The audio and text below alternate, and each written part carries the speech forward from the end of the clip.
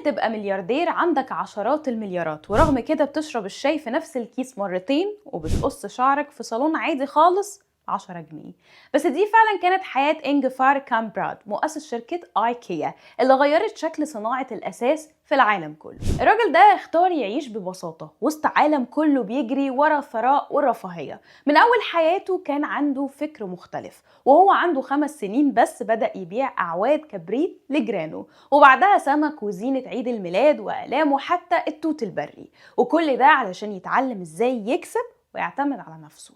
سنة 1943 وهو لسه عنده 17 سنة أسس آيكيا بمكافأة بسيطة من والده، وبدأ يبيع أساس رخيص بالبريد وينقله بمحطة القطر بعربيات اللبن.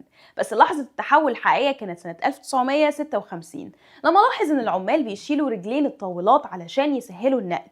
اللحظة دي غيرت كل حاجة لأنها كانت بداية فكرة الأساس اللي بيتجمع في البيت. فكرة بسيطة لكن عبقرية خلت آيكيا رمز عالمي في تصميم الأساس الرخيص والعصري. كبرت الشركة وانتشرت في أوروبا واليابان واستراليا وكندا وبقت أكبر بائع للأساس في العالم كله. ورغم أنه وصل بثروته لأكتر من 50 مليار دولار ما اتغيرش، كان بيركب الدرجة الاقتصادية وبيلبس من محلات مستعملة وبيركب عربية قديمة. الناس شافوه بخيل بس هو شايف نفسه بخيل وفخور. كان بيقول أن البساطة مش ضعف، دي قوة، وده اللي خلى شركته تمشي على نفس النهج.